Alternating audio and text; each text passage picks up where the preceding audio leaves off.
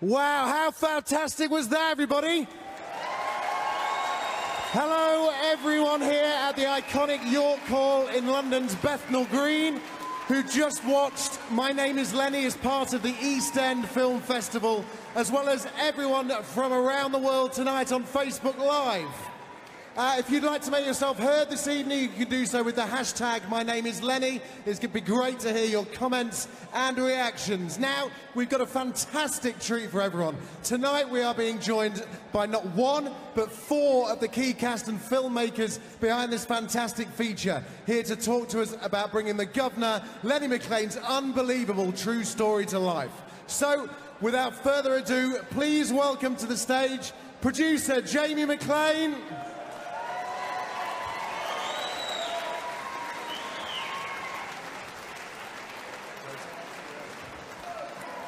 director Ron Scalpelo. Come on, Ron.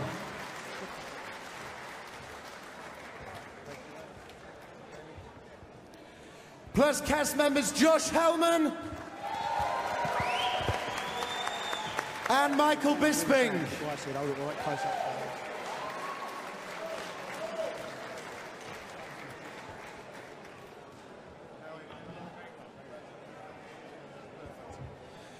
Wow. Oh. How are you all doing? Good, mate. How are you? Everyone, yeah, good? Yeah, all good, mate, all good. Jamie, let's start with you. Obviously, Lenny left us a few years ago. It's taken quite a long time to get this to screen. What took so long? Just people don't know what they're doing, basically, you know. Everyone wants to be a filmmaker, but what they don't understand is how fucking hard it... I'm sorry, am I allowed to swear? But what people don't realise is it's bloody hard work. It really, really is. I mean, it's the hardest thing I've ever done, you know. This, you know, it was hard, you know. It's just very, very hard to make movies now. It really, really is. Ron, when did you become involved in the project? Salon Films and Paul Van Carter and Martin, the co-writers, initially introduced the idea about probably 4 years ago when I did a movie with them. It was a very different beast then, and it came back to me last February. There's a real desperation and an energy to try and get this movie made, and I said I seized the opportunity because, you know, being brought up around the area, I realised what an amazing story and what a local legend he was, you know what I mean? So, and this guy's brought him alive, so it was a real opportunity. I mean, Josh, you played Lenny. Josh was fantastic, right? I mean, goodness me.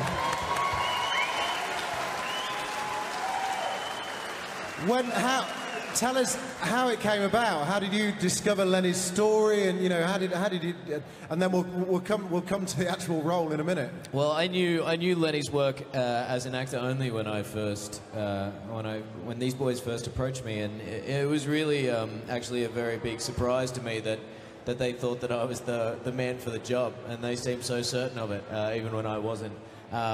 But right from the beginning, it was something that really kind of felt right, and they had faith in me, and I just thought that, you know, Lenny's story was so incredible, and he himself was just an incredible man, and I just felt privileged to take a shot at it.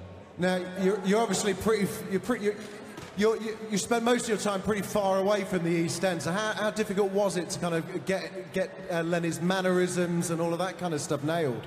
It was pretty fucking difficult. It was one of the great pleasures. You know, I worked closely with these guys, and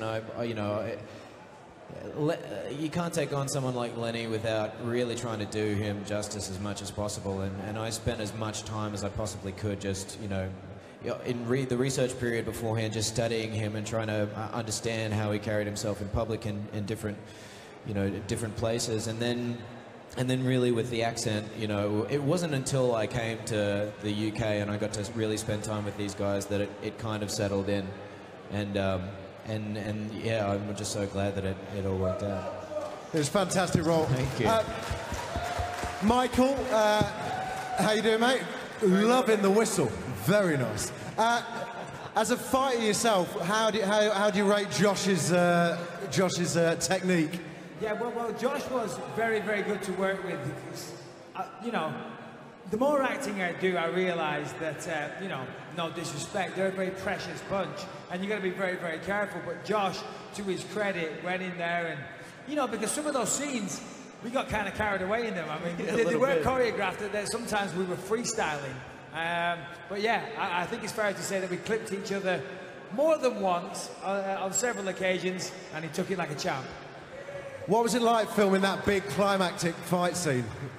Pardon me, sorry? What was it like filming that big climactic fight scene? It was amazing. I mean, first off, it was so hot in there. I was actually training for a fight of my own at the time. I was defending my world title, no big deal. And the heat in there, I'm sure, helped with the weight cut because it was so fucking hot. But, I mean, it was amazing. I mean, all these guys did an amazing job. Everybody, as Jamie said, even down to the extras, everybody involved, you could feel the passion, and I was just proud to be a part of it.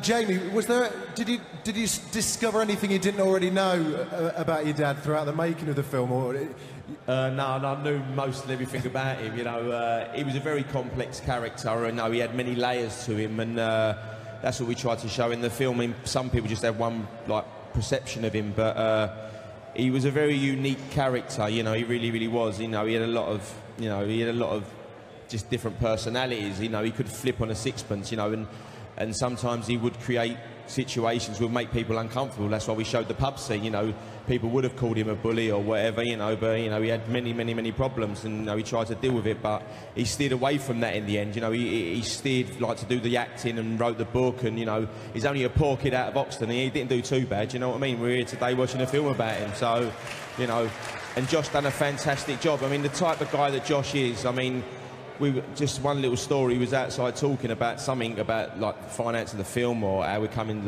you know, money was coming tight, and Josh said, you know, I chucked my fee back in just to play this part.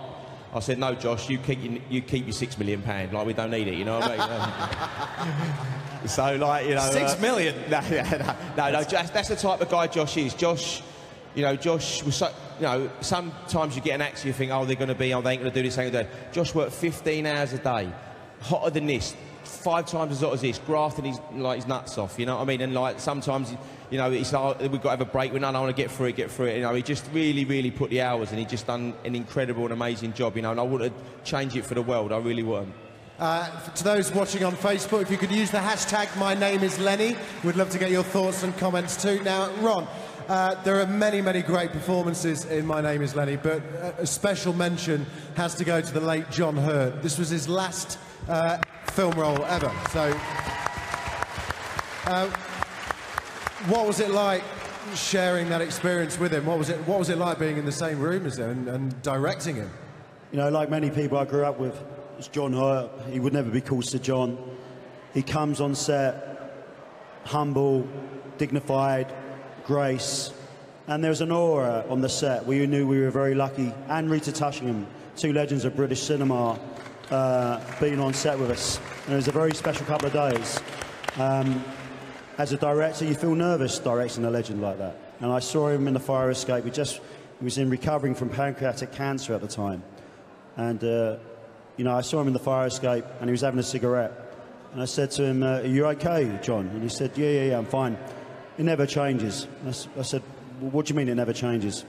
The first day on a film set, you know, and you know, he went out, we shot with him for 2 days, and it just feels very, you know, when you're editing the film and you know he's passed away and you're hearing the lines about his own mortality, you know, there's an immense sense of sadness and, you know, profound. But my special memory, I suppose, is he loved being on set, he loved filming, and he left that set at the end of the day with the broadest smile. The whole crew gave him a round of applause. He hugged everyone, and my lasting memory is him getting into his cab, being at work, and having a good day at the office, you know. Fantastic. Now, I'm sure many people in the audience recognise the locations. There are many places that, round the corner from here, it was shot. What was it? Was it tough, kind of shooting in the actual real locations? You know, as all these great East Londoners know, East London's changing, you know, and there's very small pockets of it left that we had to find and dig. You know, we didn't have billions of pounds to do CGI replications, and no disrespect to Legend, I didn't want to turn it into a Hollywoodisation of East London. I want to be real to the place that we all grew up in, export that to Josh. Josh is from Australia, didn't grow up in the East End. I know. And I'm an old monkey. But do you know what I mean? But even Michael, your family's from Bethnal Green, isn't Yeah, they? that's right. Yeah, that's right, yeah. Yeah, he's a proper Cockney. Better being a Southern fairy. Josh, when you were researching the role, and Lenny, obviously a very complex guy, what surprised you when you were kind of pulling together pulling together your role, really?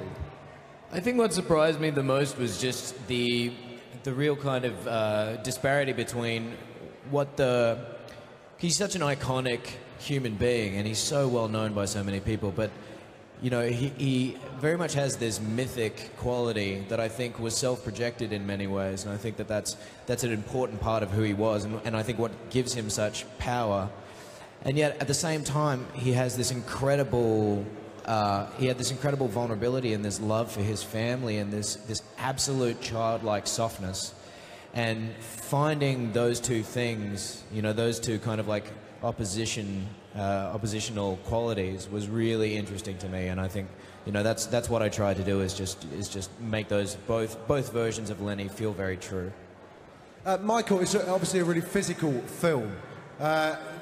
You look in pretty good shape. How was Josh's physique? How did he stack up? He's a big old lump. So on that final fight scene, you know, the punch where he puts me down and the blood goes flying, we were doing this over and over again, and Ron was like, nah, it ain't selling. It ain't selling. Do it again. Do it again. And so I said, fuck it. I said, Ron, Josh, I said, just punch me. Just punch me. Actually do it properly. And they're like, no, we can't do that. I said, mate, I get punched in the head for a living. It's fine. Just fucking crack me. Let's do it. So that shot that you see there, that was a real punch. And Josh pulled it a little bit, but only a little bit. Yeah, 2 weeks before a world championship fight, he's saying hit me on the jaw, you know. As well, how was the physical transformation for you, though, Josh? Because you obviously had to beef up a bit. Yeah, I mean, that's something that I try to do for every role that I have, because I think that, you know, who a person is physically is very important, and I think tells part of the story about them. You know, there's movies that I've seen. I don't want to, you know, speak out of turn, but there are, you know, I've seen actors playing mathematicians, you know, who supposedly spend their days, you know, 17 hours a day in an office, and they have six-pack and all this sort of stuff, and I just think that that's kind of ridiculous. Yeah. But I had a period of about 2.5 months before coming to make this film where I was training at a boxing club called Sugar Ray's in Vancouver in Canada.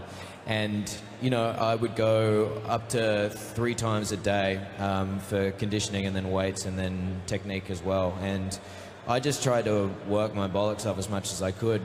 The great blessing, I think, for me is, I mean, Mike, you know how it is that it's so difficult to eat. I mean, it's a huge job to try to transform yourself into peak physical condition. But what was lucky was that I didn't have to, you know, lose all the fat, because that was part of Lenny's body at that time, because of, you know, the drinking and, you know, various other aspects. So for me, I got to, you know, I'd shoot a 15-hour day, and then I could go home, eat a pizza, drink a beer, and then go to sleep. And I don't know how this guy did what he did, because he would shoot 15-hour days, and then he'd be in the gym for at least 2 hours, and he'd come to set every morning looking... It was a pain in the ass. Rosy as... Yeah. So I feel like I can't complain in that aspect.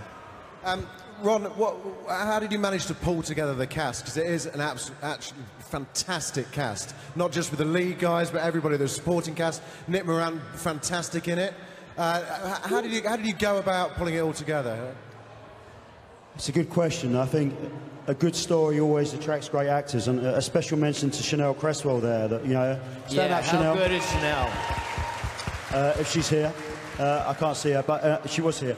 Chanel was fantastic, and I think, you know, we really wanted to make Lenny not just a caricature.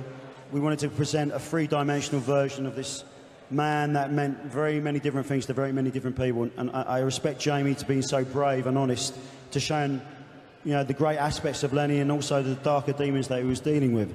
And it's a very brave thing to do as a son of a legend, you know what I mean? So, and then, you know, we went out to Nick. I said, I pleaded with Nick Moran. Nick had met Lenny on Lock, Stock and Two Smoking Barrel, so there was a connection there. Nick was absolute fantastic energy on set, there every day, informing the characterisation. He was almost like a second AD, you know, helped me as well, so that's brilliant. I suppose, you know, the great thing about British independent filmmaking is it's a labour of love, and either you buy into it or you don't.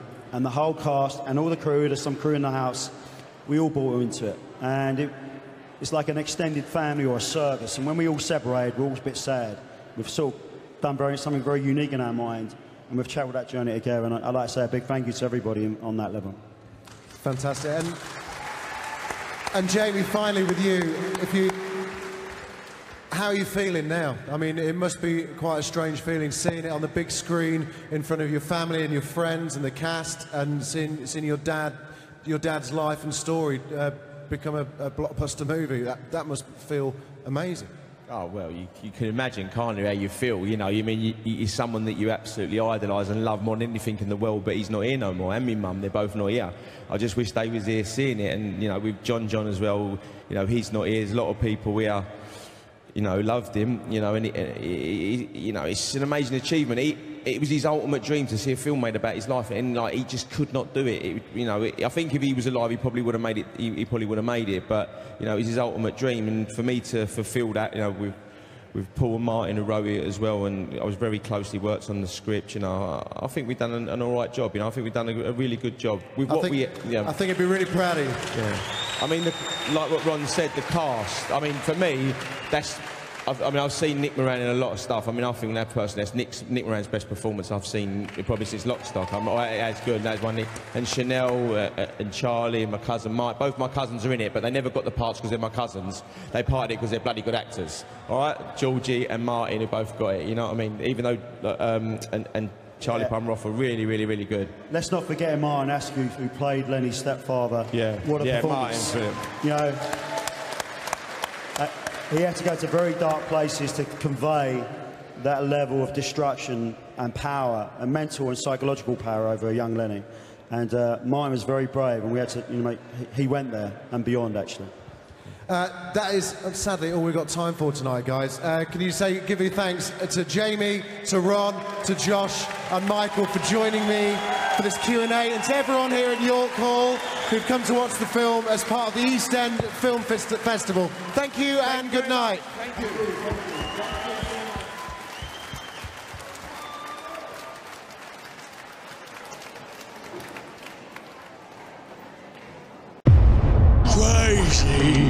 Crazy for feeling so lonely. Get out here now, Lenny. Get out here. One and only Lenny Mclean, ladies and gentlemen. Hello, my son. When are you going to get a proper job, boy, eh? I'm a street fighter. Come on, Mclean! Hey, you got to put him to proper use. You're in the ring, boy. Pretty boy short. He's no dolly mixture. He's insane! I know what I'm going to do then. I'm going to knock him spark out and be back in here for lunch. Ding, ding. Good luck, Lenny.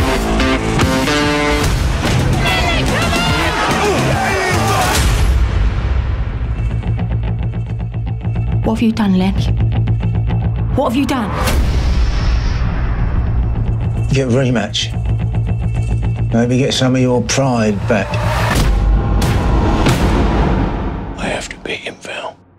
I have to be the Guvnor. I'm gonna kill Roy Shaw. So you want your money back, do ya? Well, let me pay you cash in hand.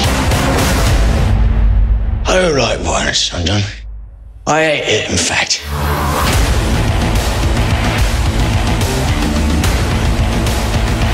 You gotta be a champion.